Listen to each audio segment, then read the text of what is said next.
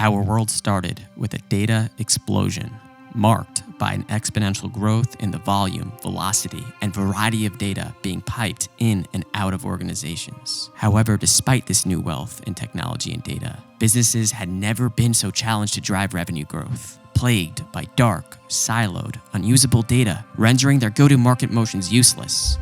Until one day, the most courageous data heroes took back control of their company's most valuable asset, transforming their customer data sets from a burden to a true system of insight, capable of automating sales motions, delivering personalized marketing programs at scale, and driving predictable revenue growth for their business. Welcome to the Data Heroes podcast, powered by RingLead.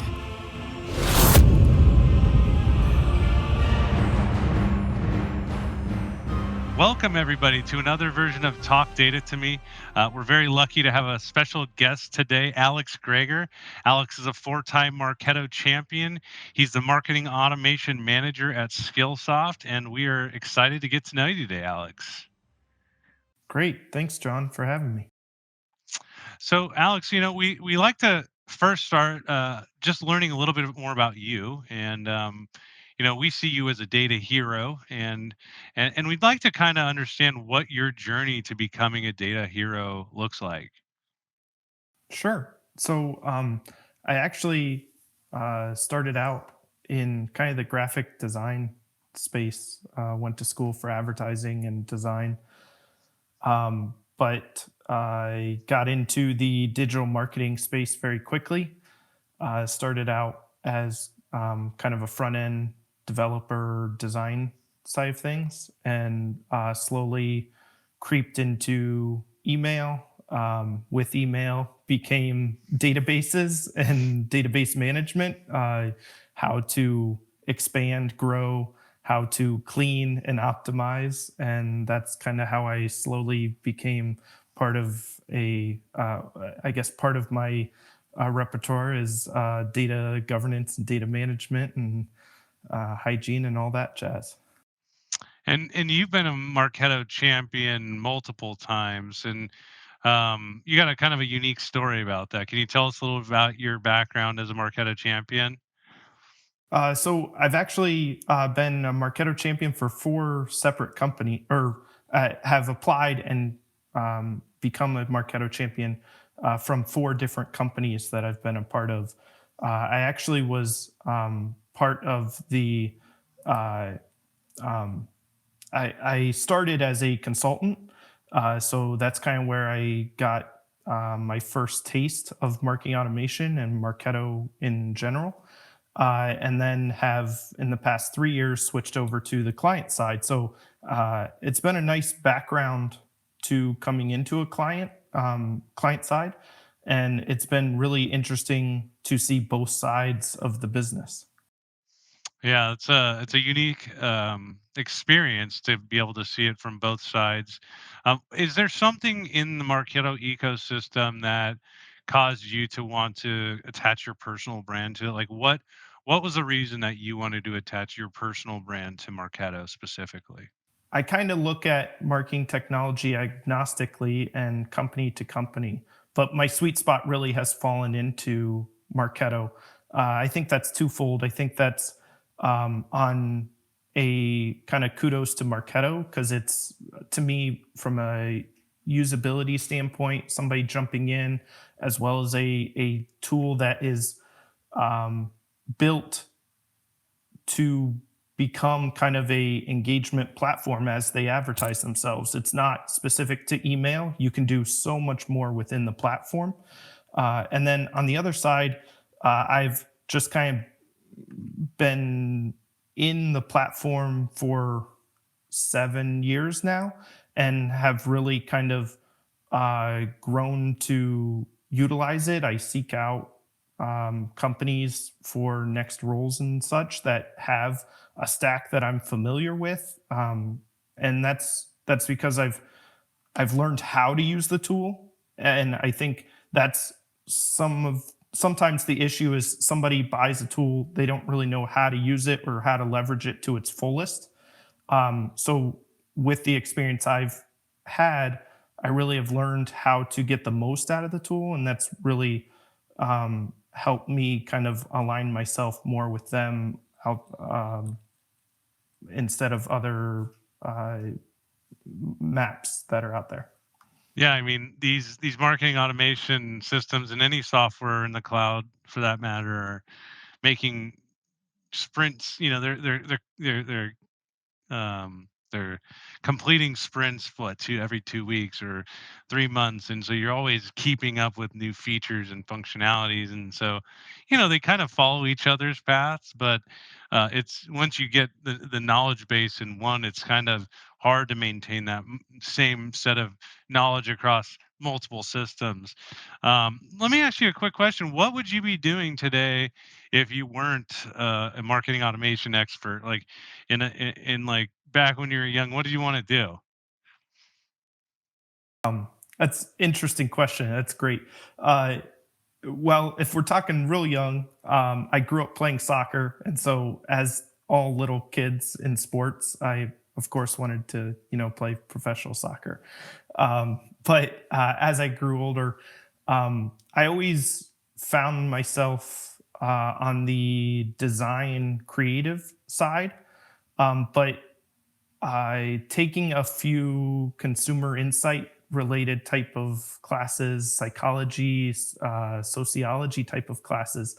I think if I wasn't in marketing automation, I'd probably go back and do some kind of consumer insight, or even further into science side of things on how people think, why people do the things they do, not related to just buying and marketing and sales, etc., but just in general, working through their normal day, why they choose to sit on the couch versus go outside, or uh, take one route versus another, and when they're driving a car. But that thought process and kind of the science behind it, I find fascinating and have read a lot about kind of that side of things in terms of how we make decisions and why we make decisions and such. Well, I mean, I think that that's a relevant set of activities even to what you're doing today. Obviously, marketers have access to a ton of data, but you can use it for a lot of different reasons. So, like you said, it doesn't always need to be used to sell and market to people. And there's so many amazing things that you can do with information today that we're so lucky to be in a world like we are.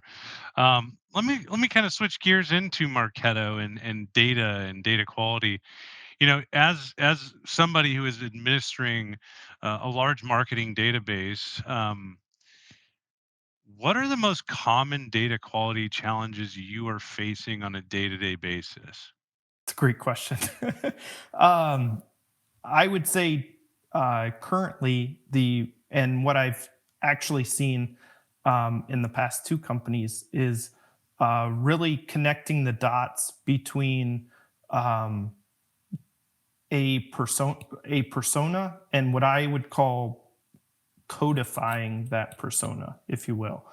So a lot of times when you're in a marketing department, you have a Susie Q who you are got a picture of and put a bunch of pain points and solutions that you're solving, and what they look like, how they feel, how they act.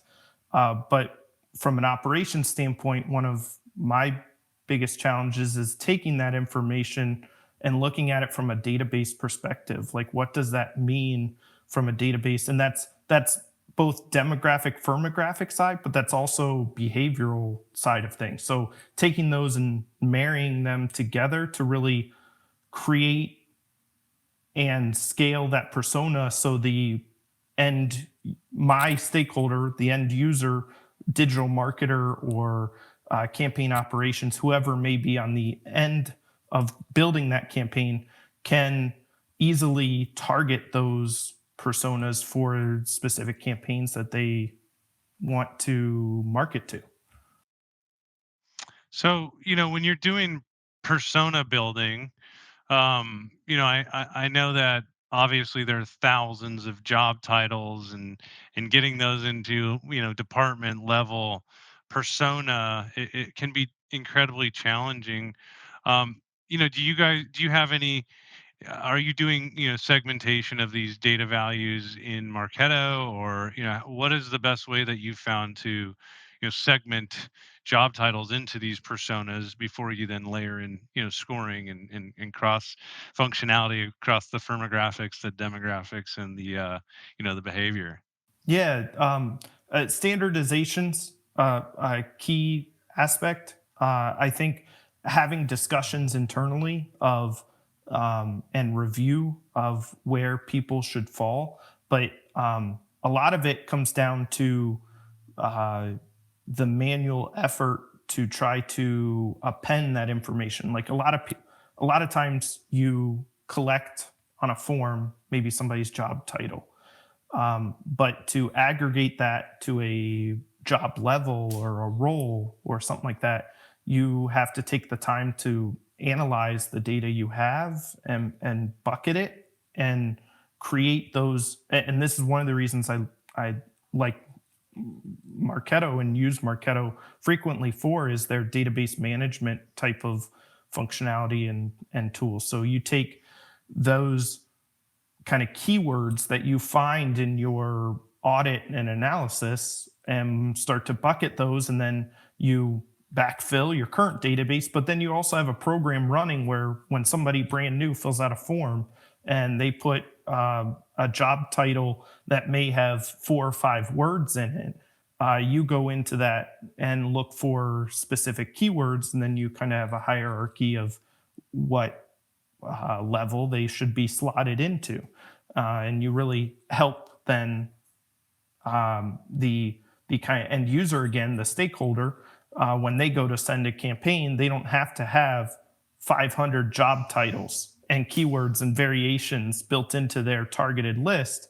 Instead, they have one filter for job level of C-suite or VP or director, etc.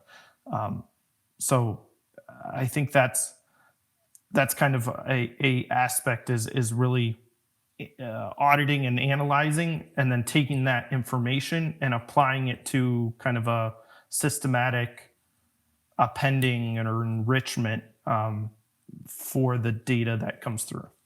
What about for the times when you don't have an email or a job title? Maybe the record came in with just an email or something.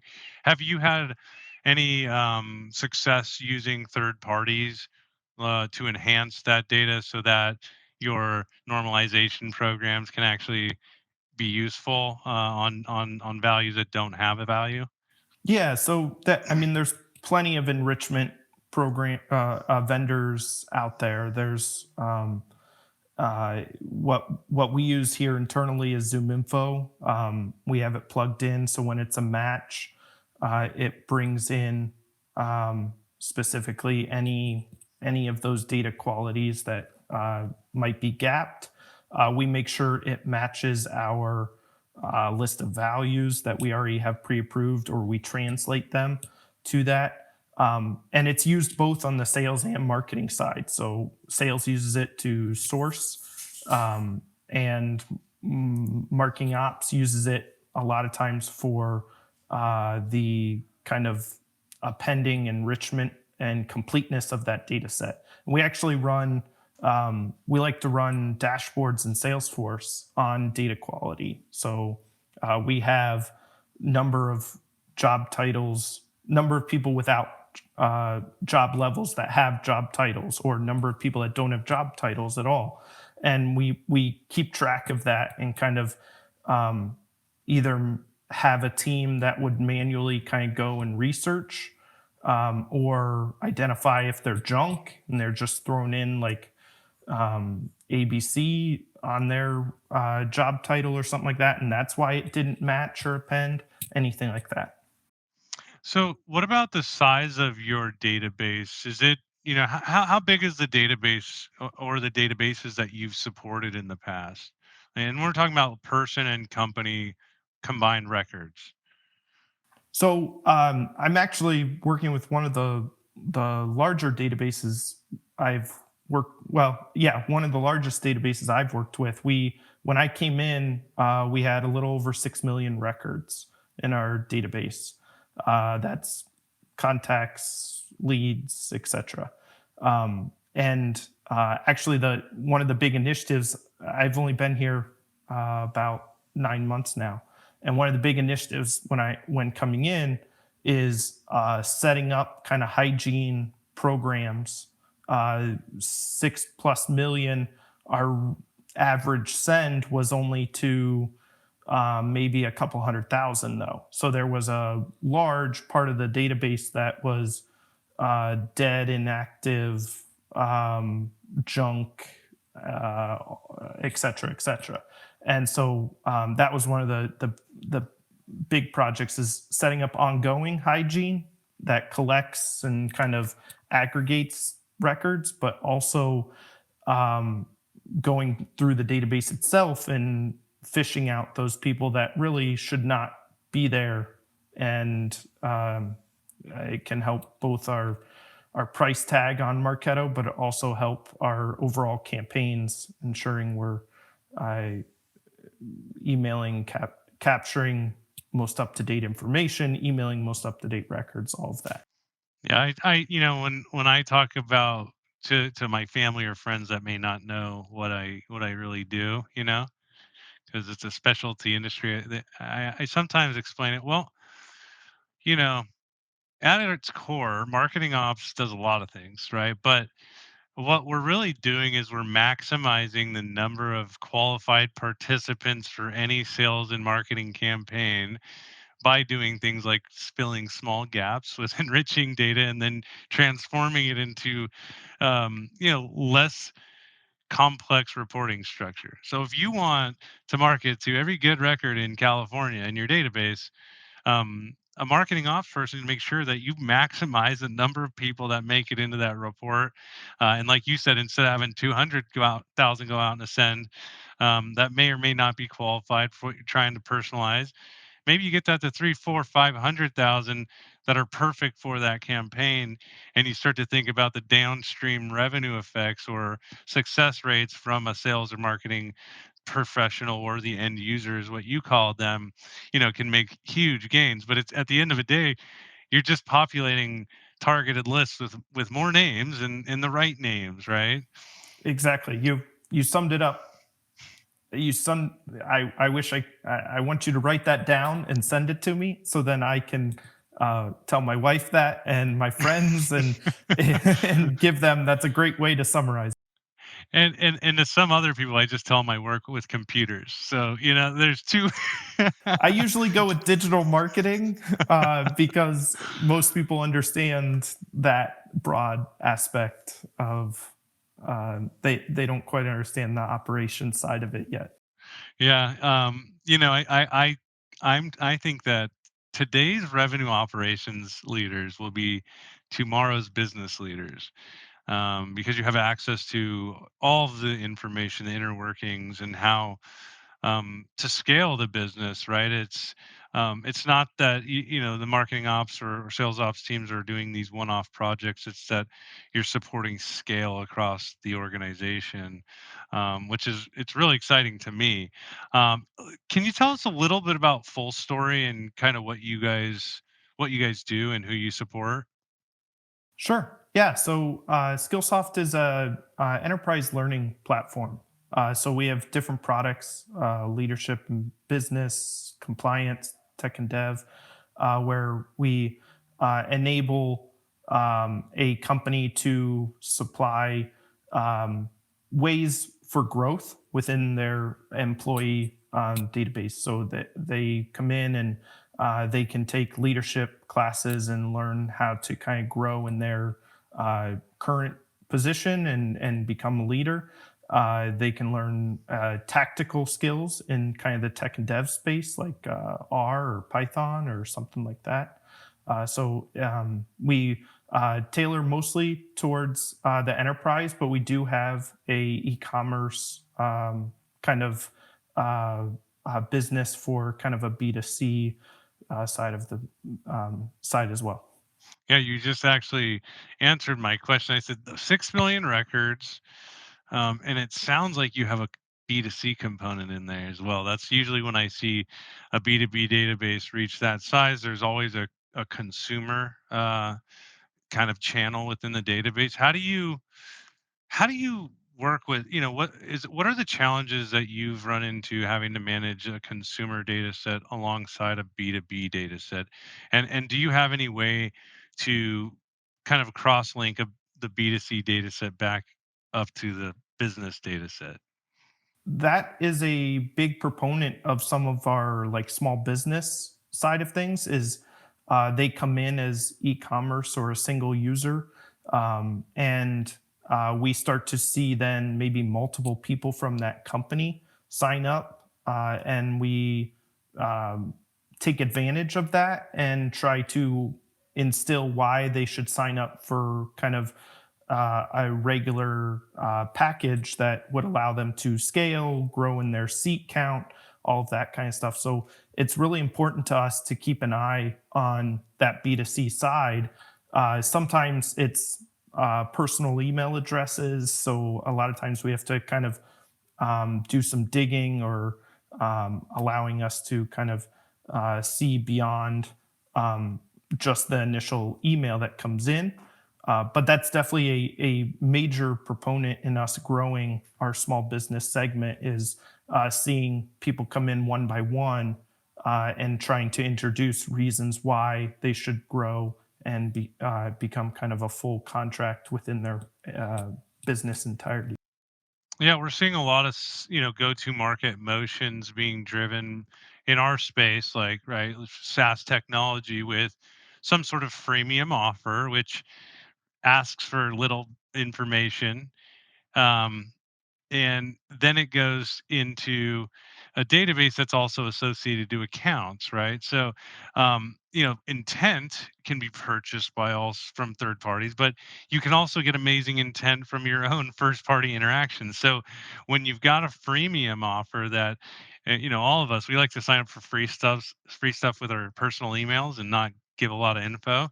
And so like what we found is helpful is being able to in that motion, link those people by enhancing that data through a combination of vendors, right? When you got a personal email, you might have to hit two, three, four, five different sources until you get a hit back, right? And then you might have a business profile. So now you're linking that person to an account. And the more people in your free trial database or your freemium database that you can link to the account database drives more insights and ability to prioritize outbound follow-up for the account managers in the Salesforce CRM. And so if you can we found if you can enhance those freemium profiles, link them to their proper account at the highest rate possible, that's going to increment your account scores. And account scores for me, I'm a salesperson at heart. I'm also a marketer, but we love to actually prioritize accounts. We like lead scores and stuff too, but we're not 100% like, oh, we believe in them every time. But like if we see that an account has demographics that are proper, maybe technographics, maybe they have some cash on their balance sheet or they raise some capital, and they've got 10 free trials in the last 3 days, like we're gonna call those people immediately. So do you guys kind of support that motion of hey using a freemium product to drive intent at the account level so that you can prioritize which accounts to go after? Yeah, we definitely kind of have that strategy, and it's kind of a manual effort at this time, but we really kind of look to um, kind of see in aggregate. There's a lot of close eyes on the e-commerce data coming in. And as we kind of see that trend of maybe a handful of people coming in from kind of a similar company, and sometimes it's not even the exact same company. Sometimes it's different departments or different branches of a larger organization where we might have somebody from a US and EMEA from kind of a same overarching account or overarching company, but they don't connect the dots until we kind of take a look and kind of understand that they at a account hierarchy standpoint are really from a similar source, and then we kind of hand that information over and allow our BDRs and our sales reps to kind of try to uh, grow deeper into that account. So it sounds kind of like when you came on at your new company, they were already kind of bought into addressing data hygiene, and kind of that's one of your core reasons for coming in is coming in, clean the database, get it into a state where maybe you're reducing bounces or spam rates, and you're impacting the number of qualified participants that make it into campaigns, and then obviously managing the life cycle from beginning to end of a relationship. But for those of us who don't have that same level of buy-in from executive leadership, what would you say, what is the best way to position the cost, or whether that's money or missing opportunity of not having your data in the right place, and positioning it to somebody who's sponsoring your project? I think there's a couple of ways, but giving tactical reasons, delivery rate will increase is not the route to go. Stick with kind of the impact on the revenue. So really ensuring you understand um, how the cleanup will affect the pipeline. And once you understand that and can provide, whether it's a deck or just a series of bullets, whatever it might be, on how your cleanup effort is going to affect that revenue, I think that's what's key.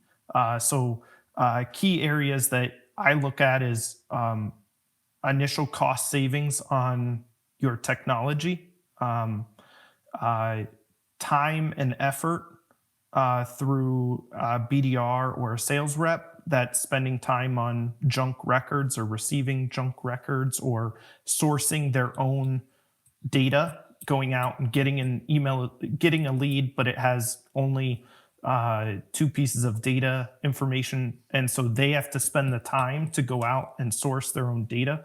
All of those types of things are cost savings. And then the other side of it is how it will improve revenue. So yes, it'll improve from a database hygiene perspective. It may improve deliverability, but instead of saying it'll improve deliverability, showcase that now that you have an engaged and correct set of data, you are going to have much more improved engagement on your marketing, which will increase the number of leads coming through to your BDR team, which will then increase the number of MQLs coming through and sustaining a larger pipeline moving forward. So really taking it to that next stage, and not focusing on, oh, I took my database from 6 million to 4.5 million, or I took my deliverability from 90% to 98%, but really focusing on the revenue driving reasons that data has really helped improve your business. I love that. And we've for about 11 years, I've found a lot of studies about the cost of dirty data on demand generation, and there's a couple that just keep going back to that same fundamental. It says, okay, if you can compare an average database to a best practice database, based on the quality of the data, what is basically, let's say you had 100,000 names, and the average database was 75% segmented and had information that could be utilized for personalization, and then the other one has 90%. Well, you're going to get more inquiries right off of same campaign you're going to run on the database in every circumstance in this case. And after that, with more data, you're going to personalize better, which means you're going to increase the percentage of inquiry to MQL slightly, not a crazy increase. And in that same study, it said, this is my favorite part, if you enforce an SLA between sales and marketing on lead response time, then you should be able to increase your MQL to SAL rate. And from there on out, if the close rate is the same down the pipeline, that calculation works out to about 70% additional pipeline and revenue. And that's how we educate to utilize this motion is, hey, more targets, more qualified targets, more pipeline, more revenue. And I think you said it perfectly, in terms of how to not focus on the tactics like, hey, we're going to reduce our storage costs by 10,000 bucks or whatever. That's nice, right? But the 2 to $3 million additional in quarter is much nicer than that. Um, but yeah, no, I really think that you've been an amazing guest here today. I think we're going to need to schedule you twice or three more times down the road. But I want to be respectful of your time. Before we part ways and get back to our days, are there any tips or tricks or new technology that Marketo has come out with that you think, maybe a new user or maybe an established user who's looking to get an advance in their career should be really paying attention to? As far as new features, um, nothing really. I think a one of the most underused aspects of Marketo, and people don't always know how powerful it is a simple people performance report, allowing you to understand your database in a pivot table type of way, allowing you to segment and slice and dice the data. So they have the RCE platform that allows really advanced slicing and dicing. But even if you don't have that, the people performance report is like that's how I use on a regular basis, understanding sources that are bringing in data that is not compliant. For instance, like bringing in somebody's uploading a list and none of the values fit our values or anything like that. Like that is one of the biggest items that I use. I just sat on a mug meeting yesterday. It was awesome, talking about email frequency reporting, and utilizing the people performance report on that, which was awesome on understanding how frequent you're emailing your database. So, from a tip and trick standpoint, I think understanding how you can utilize that people performance report to really start to understand your data better and improve your data. Use it to help build. You can start with baby steps. It's very easy to set up a normalization campaign or a standardization campaign in your database, but really keep having those checks and balances in place really helps you from letting your database get out of control. Well, that's great feedback. I think users always love to understand the tips and tricks that aren't going to cost them a ton of extra money. And it sounds like this is a nice native feature that doesn't require a bunch of upgrades. And so I think that'll get put to tremendous use and probably is absolutely by most of the people watching today. But if you're not, go take a look at the people performance report. And I'm sure that the people in the Marketo community or maybe even Alex himself, if you reach out on LinkedIn, will give you some good use cases there, and maybe you'll templatize your experience a little bit. But Alex, we really appreciate your time here today.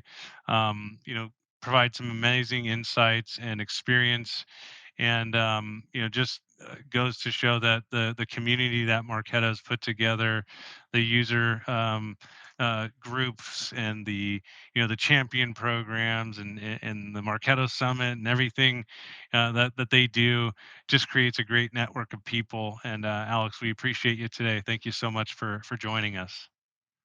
Awesome. I'm happy to be here, and thank you so much for the opportunity to talking with you, John. All right, have a great day. You too. Thanks.